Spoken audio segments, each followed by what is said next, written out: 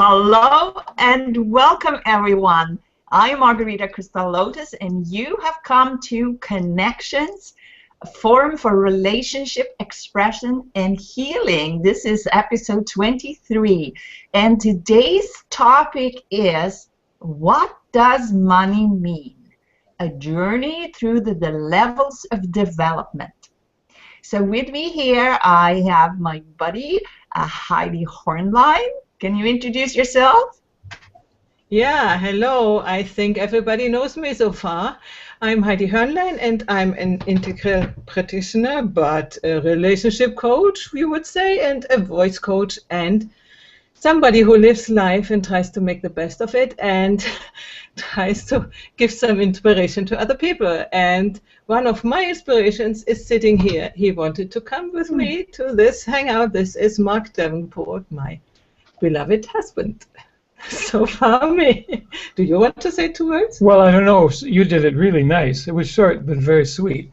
But anyway, yes, I occasionally join in on these discussions with Margarita and with Heidi. And today I'm coming in because I think I maybe have something I could add to this discussion. So that's it. Mm-hmm. Thank you, Heidi. So our show offers single episodes or short series of talks and interviews regarding the most important areas of human life.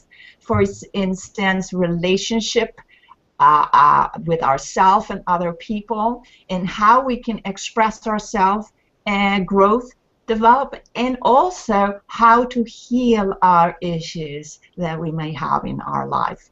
And I am so excited today because today we have a very special guest.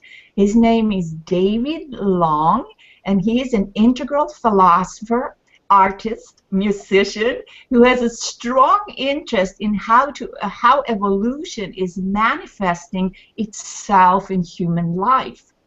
And I know Heidi and Mark has already had a talk with him about how children grow through the levels of development. And today we have asked him to talk with us more about the different meanings which is attributed to the money in the developmental stage in societies. So hello, David. Hello, how you doing today? Thank you so much for having me. Yeah, that's so awesome. And before we dive into our topic, I would like to ask you to post your comments or questions here below on the event page because we would like to interact with you live. And if you're watching the video, please don't hesitate to write the comments below too, because we will read and write answers to all your questions. So, Heidi, what did you think about when you were thinking of inviting David to us? Can you tell us what your thoughts about that would be? Yeah, my thoughts were, David has a very good idea about how development happens in human life, in individual life, and also in collective life. I mean, since the world was born up to now. And I think we all have, for instance, with money an issue. There are many other things we could see by the lens of development. And today I thought we could finish our mini-series about money by putting it a little bit into an order, because there are so many ideas about what money is, what it is not, and, you know, quite a bit of confusion. And as he is a specialist about spiral dynamics, this is the teaching about the evolution of personality and evolution of societies. We would look at it a little bit. And as you can see, I have already put a screen share on. And I think, David, would you like to do it, or Mark, to just introduce very, very briefly the levels of development which people can go through? Well, I can start that, and you know, everybody jump in with the characteristics they see, both individually and societally, as we go through these stages. But if we begin in the lower right corner at number 1, beige. You know, this is virtually indistinguishable from a really smart gorilla. But it is human. And at this stage, people are just interested in staying alive from day to day. They have no other concerns.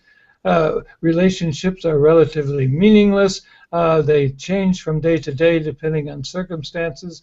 And in this society, money is just one of those things.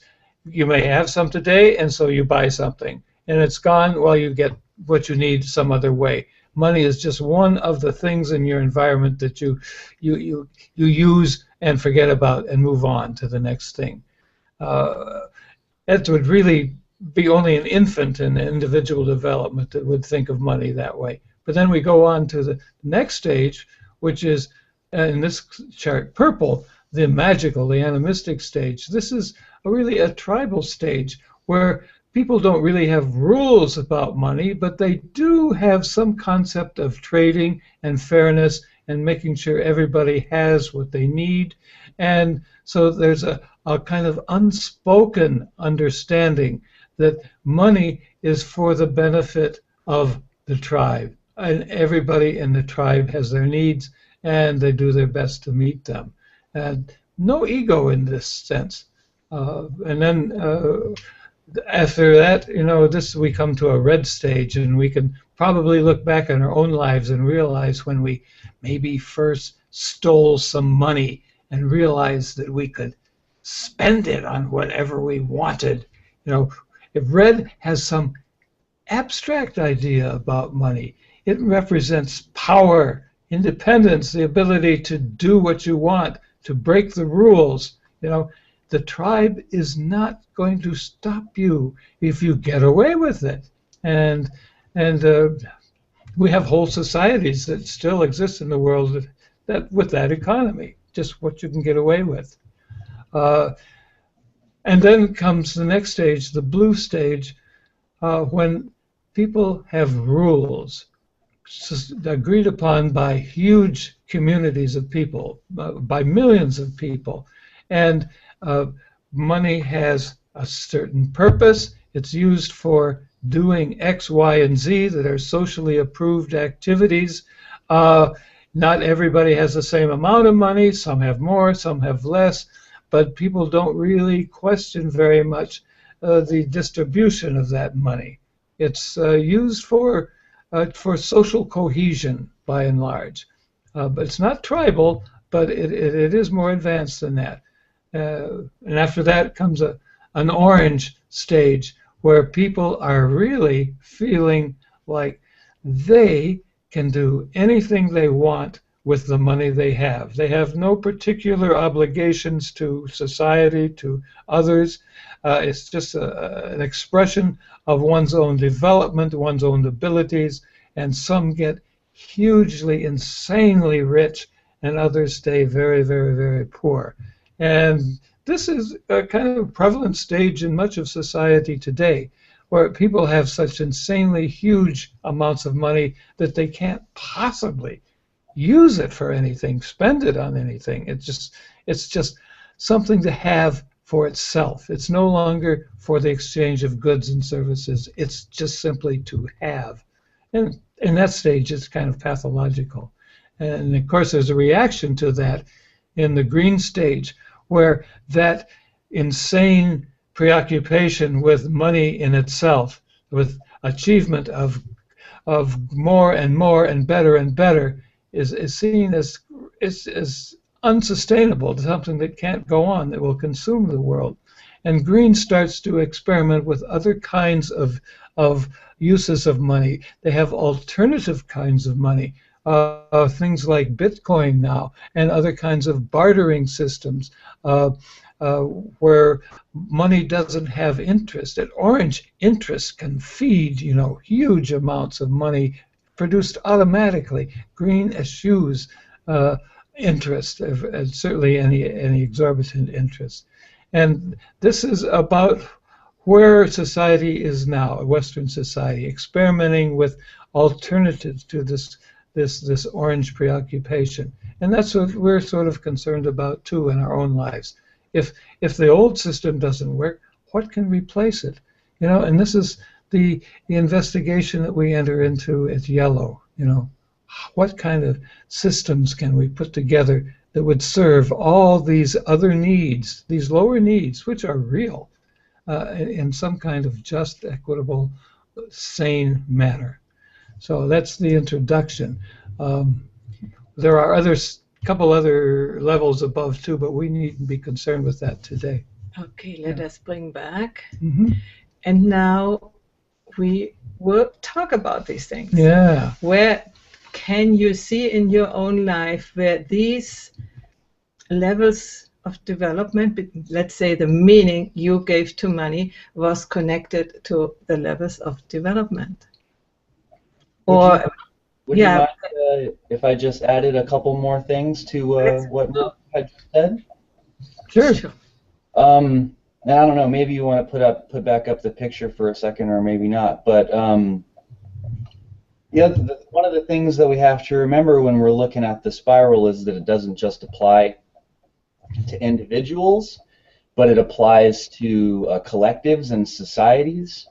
For example, like the idea of money is evolving, which was kind of implied in what Mark was saying, but I just wanted to maybe try to clear up any kind of confusion, because money as we know it today has to do with what I would say would be like somewhere around a level 4, authoritarian, or like an orange modern capitalistic, achiever, materialistic kind of an altitude.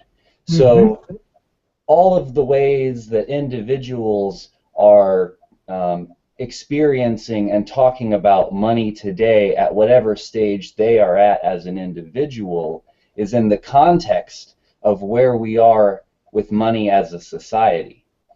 So I just wanted to make that clear if there was any kind of confusion about how money has come to be where it is. Like you spoke about the tribal times, like when it was more just about barter, and maybe there wasn't even money yet, if we're talking historically, you know what I mean? And you also mentioned Bitcoin and where we might be taking money in the future. So even our concept of money, I would say, is a dynamic thing, which is what we're talking about today. But I kind of wanted to see if we could couch it in a little bit more context before we started to continue up the spiral. But did you want to talk about examples of our experience as we develop? I wanted to chime in there and ask you, David. This is extremely interesting to me because I'm not an integral expert at all, but I know a little bit about healing. So when you go and can you give some examples of, like an actual example of this red thing? You said something about capitalist, but can you outline that a little bit more, and how prevalent is that? And then compare it with the green one, where we have egalitarian, and those two levels which we're moving up to, right? Yeah, I don't know if I think I would do a better job of answering your question if I understood it a little bit better. You're asking, like, what are the differences between, like, a red and a green and an orange, and like how? Yeah, so we have a person, let's say Donald Trump, or somebody who is very, very rich. And what exactly drives that kind of person? Not particularly to this person I mentioned, but what drives that person? Well, going back to the spiral, like, probably as they have developed, different things have driven them along the way, but they are in a particular cultural context. Within our modern capitalist systems, the way that young people growing up handle money and relate to it, and how they relate to money to gain status in culture or power to express their ego or their will, that's going to change even as they develop in like probably when he was first coming up, you know, he probably saved and invested. He was probably, you know, much more entrepreneurial. But then once you have the money and you have the status, you know, that's why a lot of people move from orange to green on the spiral, is because when you have money, like, money is inherently a means to an end, not an end in itself. It's a tool that helps you to get something. You know what I mean? So if you've acquired all this stuff and you found that it doesn't actually fulfill you, you know, all the materialism and the wealth, then you're going to look for something outside of material possessions to fulfill yourself, and that's going to push your development even further. So it's a dynamic thing, you know, and the red impulsive, I want it now, I'm going to get it now,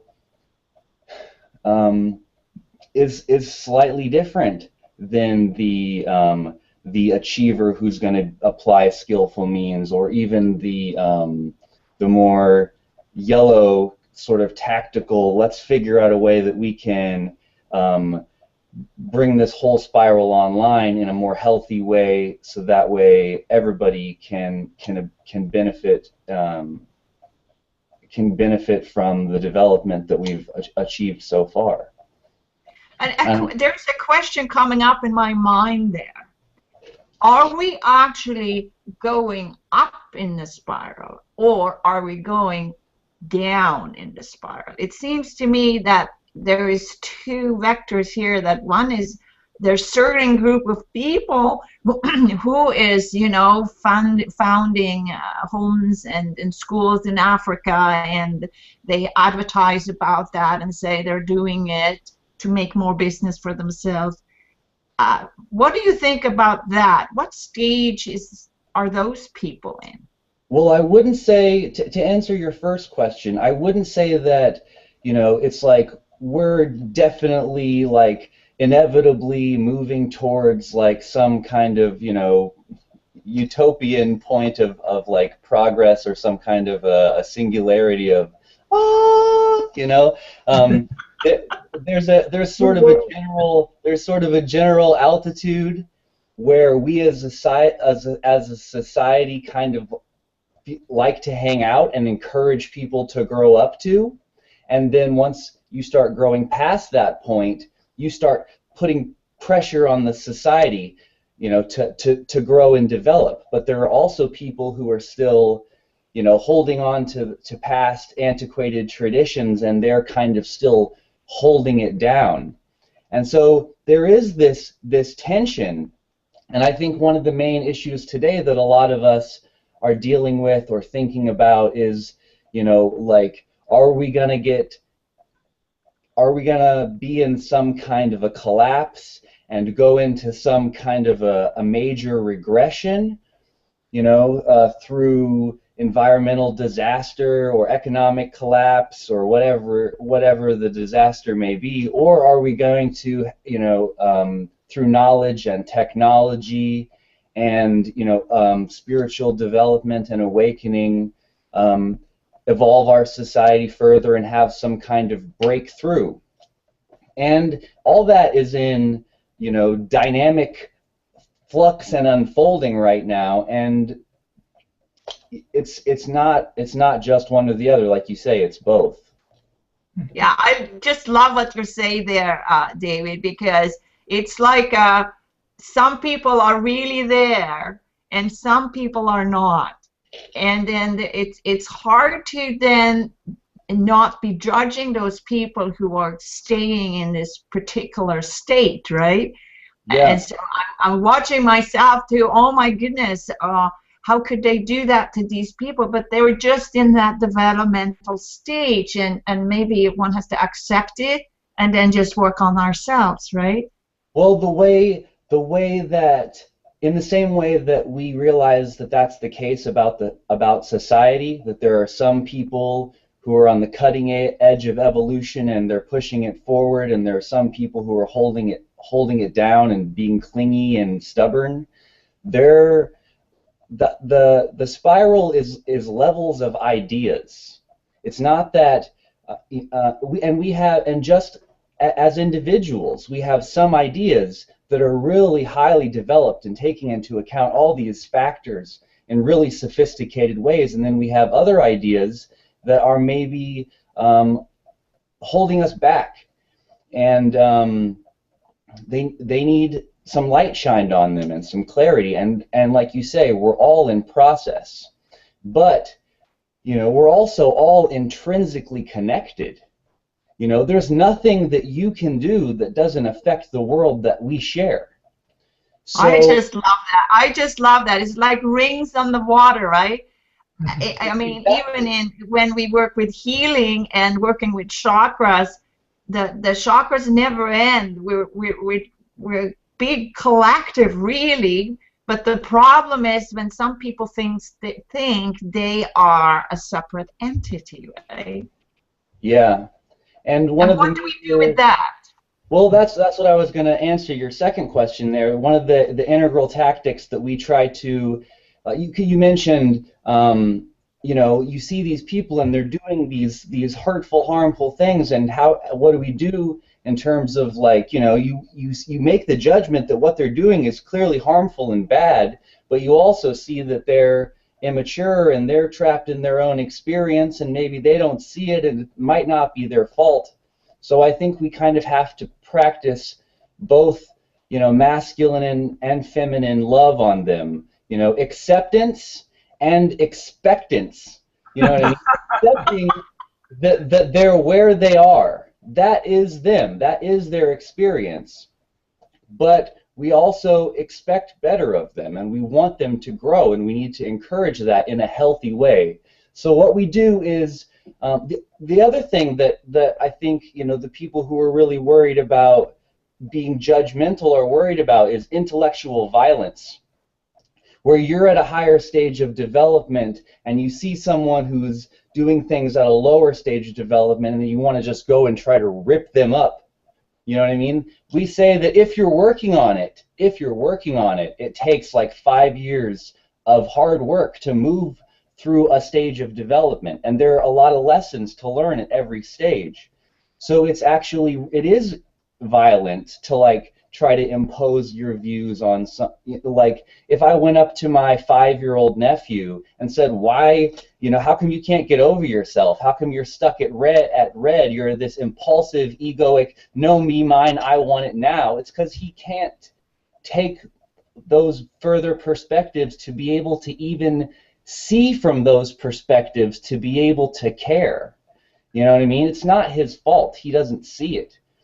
He's trapped in his... That's a very good point. Very good point there, because, like, there is so much judgment flying around of these evil things going on in the universe, instead of actually seeing that it is myself. I have to let go of this judgment and then see the reflection and work out those details in myself. That's my view when I actually have a consciousness about it.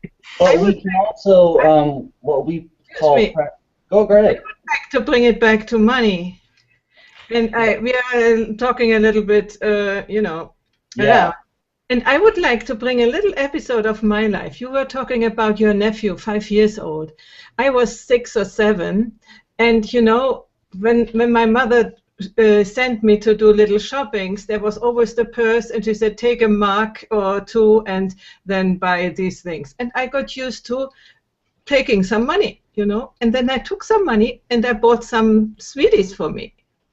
Mm-hmm. And I didn't think it was bad, And then somebody discovered that I was buying every day a little sweetie and told it to my mother, and I got really bad blows of my father. It was the worst, beating, yeah. And I didn't understand, Why couldn't I take this money? I could do it before, and what is it? I couldn't understand their point of view. Sure, I didn't do it anymore, but this is the blue education to say the rules are these, and even if they were not so clear, for me, 6, 7, it was not really clear. Yeah. So, I had a very Thank similar. you, Heidi. That was good. Go ahead, Mark. Oh, I had a similar experience at a higher level when I was, I think, age 16. I had a paper route, but it didn't pay very much, and there was a record player radio combination from the Sears Roebuck catalog, talking 1957, that I wanted. I really wanted. And instead of saving money, my father took me to the bank and co-signed a loan for I think it was $65 that this apparatus cost. And I was ushered into the orange attitude toward money, where you don't save and then spend it for what you need or want, but you just use credit, magic money. Sign on the line, and then of course you have to pay afterward and afterward and afterward. And I ended up paying a lot more than $65 before I was done. Yeah. So moving from David, what do you have to say about that? Well, I've had very similar experiences to both of those things. I can relate to the being young and taking money. I dipped into my my college fund, very early, and bought a bunch of sugary snacks, and wound up screwing myself over very young in that way. And I can also relate to what Mark is saying. When I was a little bit older, like my father was very very entrepreneurial. And for a very long time, I was really thinking that I was going to get into real estate with him. And I saw him do lots of things in the world, like making things happen. And I really, in some sense, resonated pretty well with the orange, almost like I want to say like Ayn Randian. I don't know if you're familiar with Ayn Rand and her philosophies of of self-mastery. I would say a very poor man's Nietzsche. Yeah. But the idea of using your brain to create wealth for yourself, in an intelligent way, I still like to try and resonate with a lot of that. But for me, at a certain point, like when I was young, coming into my adulthood, I thought, okay, I'm going to work with my dad, I'm going to do some of this stuff, and I'm going to make a bunch of money, and then I'm going to go do art. You know what I mean? And so I'm going into like all these real estate deals, and my dad, I would say he's a kind of a con man. Like con man in like the term that like con is like confidence, but he was also a really bad liar.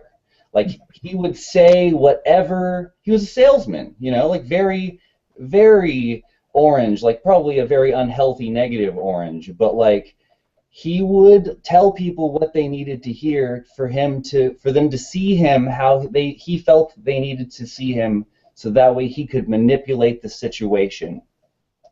And to an extent, there's value in that too, if you can do it in an authentic way, because we're always acting for the circumstance or the situation.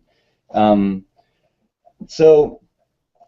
in reaction to that, I was very turned off by all the materialism and the personal propaganda. You know what I mean? And the want for power and wealth, and I was just like, who cares? Like, I don't even want to be any part of it. It just started to make me sick after a while, the materialism of it, these like big houses and these mini mansions, and I was going through definitely an existential crisis, and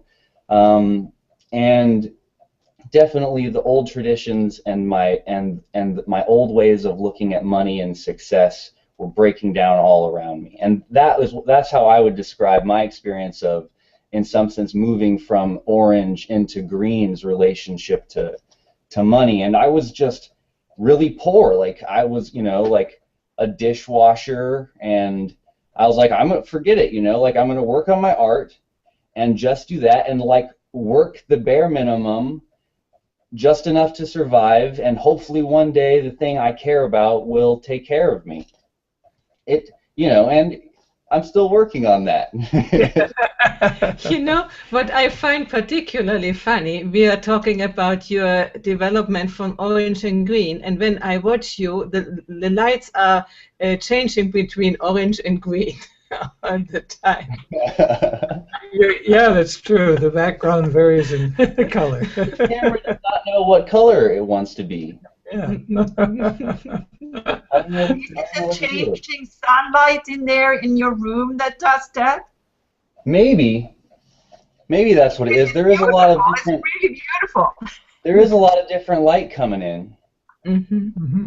I don't know if you guys want to talk more about lower stages, but I think there's a really good way to kind of tie in her last question with these ideas about money at integral stages. How would it be? How can we imagine that money can be seen in the future? This would be a very good question for you. You took it yourself, but it's fine.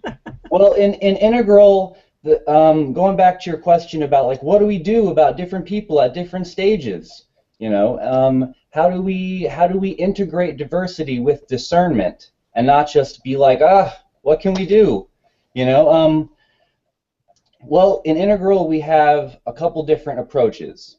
The first approach is translational, and the second approach is transformational.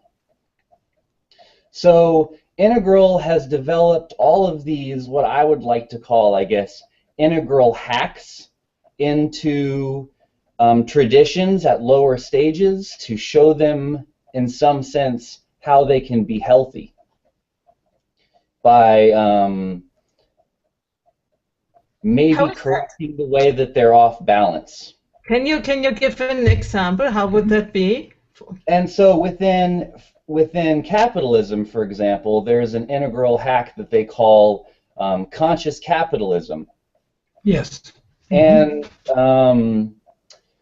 John Mackey, the guy who is one of the CEOs of Whole Foods, wrote a book about it. He's a big proponent of conscious capitalism, and basically it's taking into account what we call multiple bottom lines.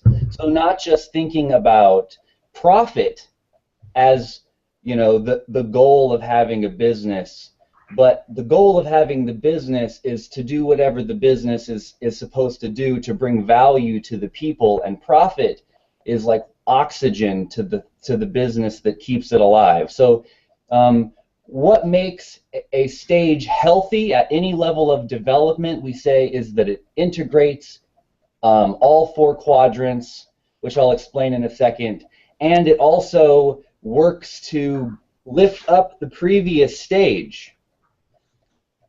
So an example of that would be when blue traditional conformists reach down to the impulsive egoic people to try to lift them up and give them some kind of rules. That's how, it's healthy when they do that. In terms of all four quadrants in conscious capitalism, the way they talk about it is not just profit, but the product, how they take care of their people, and what kind of an impact does it have on the planet. So we're taking into account all of these factors, not just, we're making profit, so it's a good business. No, well, if we're going to be a healthy business, we have to be, a healthy member of our community, a healthy member of our society. We got to be taking care of our employees and putting quality products into the marketplace. Now, that is a translation within a modern system and a modern worldview. Mm-hmm. And that's something that is gonna be an integral approach to how to deal with money.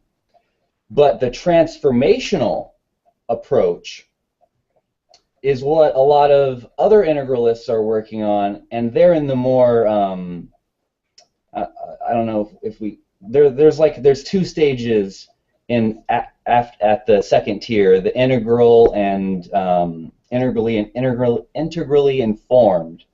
So Yes. there are people who are still sort of intuiting it, and then there are people who understand it and are applying it.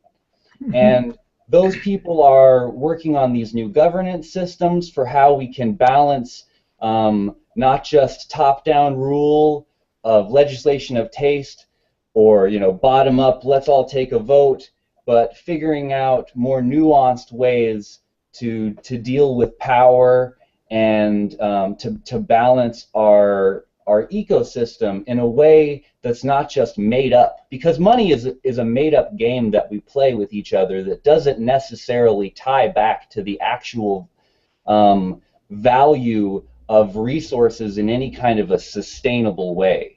It's all based on what we can get for it. It's supply and demand. It's not like we have some kind of a resource-based economy where we have looked at everything that we have and figured out a sustainable way to manage those resources. That would be an integrally informed way of looking at an economy, and to some sense, we think that in the future, with technology and all that, we could get past a lot of these market-based systems and get into a field of abundance where we have all kinds of energy and resources to provide to everyone.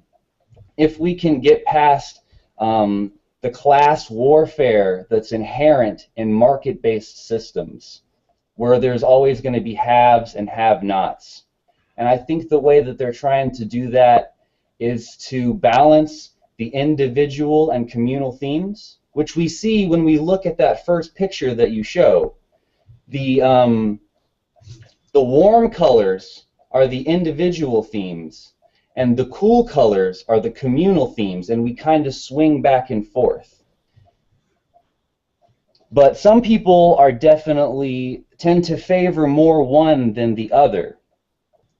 And so the individual themes have to do with the skills and talents and abilities that I have, and that's why they tend to be about self-mastery, the individual skills. Because and then on the other side you have the community, and in the communistic socialist themes, they tend to flatten out development, even in the way that they divide up jobs. So the synthesis is to maybe move the hierarchy from the economic sphere into the social sphere. So you have a natural growth hierarchy and a resource-based economy. So we would all move more towards the middle economically, but still get respect in the society for what we bring as an individual with our skills and our maturity and our knowledge. So David, when we have achieved that on an individual basis, where on the scale would we be then? Well, to be integrally informed is to be teal or turquoise. It's the one right above yellow. Yay! I wore the right color today. That's teal. And I had no idea about that. It's world-centric or cosmocentric, whereas green tends to be more human-centric, and orange tends to be more nation-centric. Mm-hmm. Blue tends to be more like religion. Yeah, like my tradition. If you're a Christian, then you're in my in group, my we space. Mm-hmm. So it's expanding circles of care and being able to take into account more and more factors. But the other interesting thing is, I don't know if you've ever seen Mad Men, but one of the sort of Marxist feminist criticisms of why love doesn't work in a modern society is that you have women marrying men for economic reasons, and these men aren't necessarily suited to fulfill them because of the skills that you require in a modern workplace, you know, to be able to have a fulfilling relationship. And so those women, because they have money, go see therapists and then wind up divorcing those dudes. So it makes, when you have economics as a major factor for why people have relationships, that I think can really warps the values of a society to make everything about money and things, you know. Sure. This is very interesting, David. But wasn't it always relationships, a marriage about safety, about economic union in some way? Well, is it the fact now we need to get out of that? Well, in the past it has really had to be. But maybe now and in the future less so.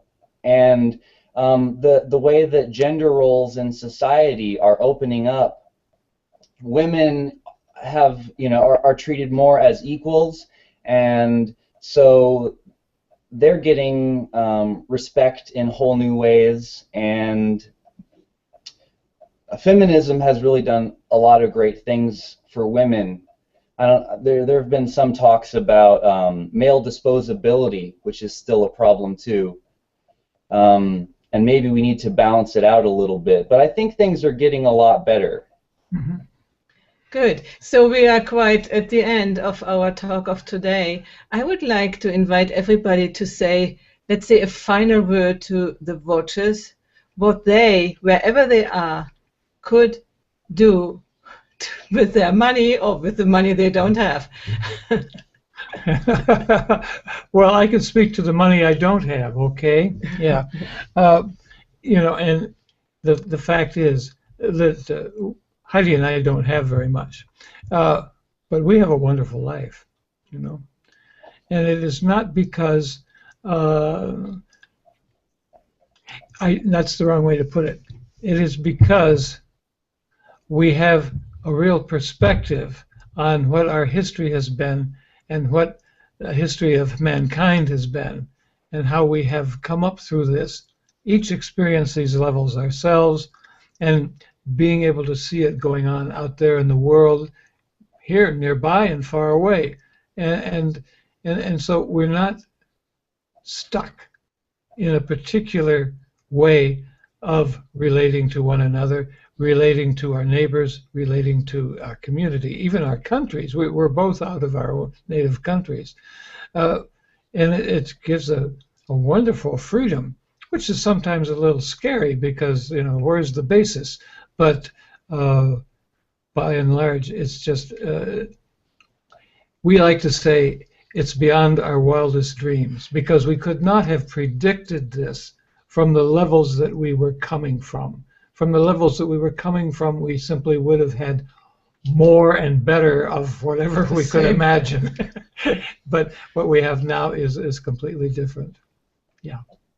Okay. And not necessarily money-wise, no? No, we're not talking about money necessarily. I can jump into it. For me, it has been a big, big shift. When I finally earned my own money, this was a great thing, because for 40 years of my life, I lived earning some money, but it didn't really count so much, you know. So, and then I had to maintain myself, and I finally earned money, and I became into this greed and dependency of money.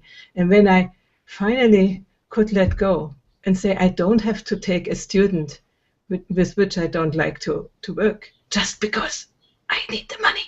you know, for me it's the shift from the lack consciousness into the abundance consciousness, yes, which really has set me free to be much more relaxed and trusting in the universe that the money comes. And so far it always came in the right moment, you know, not much, but enough to live. Mm-hmm. It's wonderful. Yeah. It's yeah, thank you, Heidi. That's a very good perspective, and it's a good success story too to both of you. I want to mention that. And what would you like to say as your final word, David? Oh man, I think I would just like to retouch a lot of the points that Mark and Heidi just made in my own kind of way, because I really resonated with what they were saying. When she was talking about a lack versus an abundance kind of mentality, it was really reminding me of what I was saying about like moving into a future where we have more of an abundance kind of state of mind, and the real shift that we're going to have to make in our thinking to really be able to grasp the potential and possibility for humanity and what we could do with our power if we really focused it.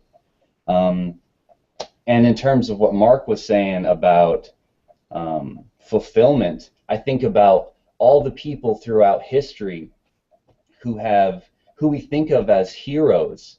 Like, they have really lived not just for their own success and monetary, you know, ambitions, but the reason that they're heroes is because they've contributed something great to the world. They're not just living for their ego; they're living for eternity. You know, as a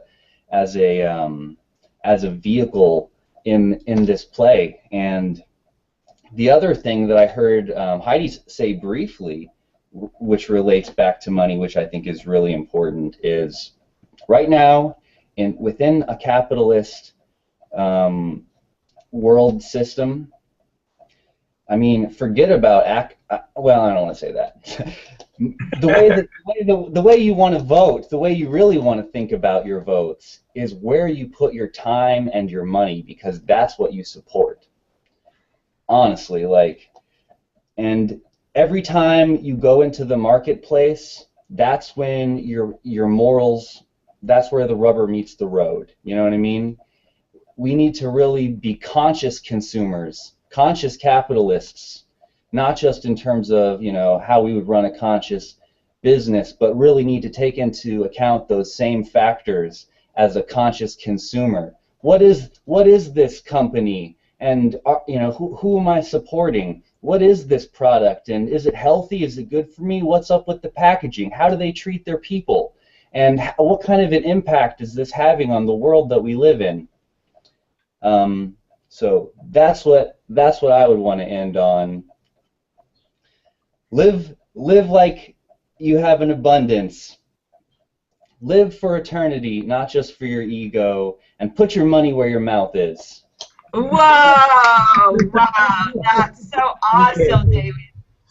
We are so happy to have you on our show, and I would like to invite you back. I think Heidi agrees too, right? Sure. And it's my pleasure. Let's do it again anytime. Yeah. So this is the end of the show. Heidi, did you want to mention some kind of some kind of what? You know, our outro statements where we say, I forget now what we're going to do. No, the thing is, we will go on with our show every Thursday at 3 p.m. my time, our time, and it is 9 a.m. your time.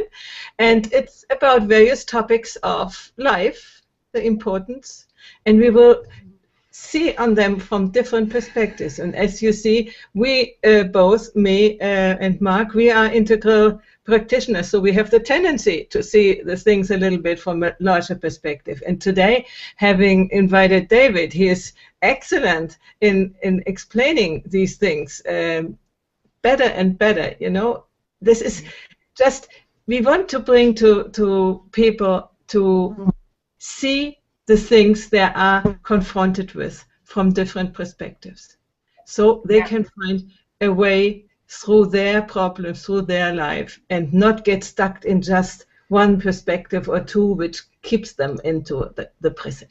And I think this is the goal of our transmissions, of our connections show. And we want to connect with more people. And from now on, we will be in more. Good. Every week. Every week. Not every week more. Well, at the end, we end up with 200. This is not possible. Not 200. Okay. Okay, guys. So this will be the end of this episode, and so we'll see you next week on Connections. And Heidi and I, we say goodbye and see you next time. Thank you. Bye, Margarita. Bye-bye. Goodbye, David.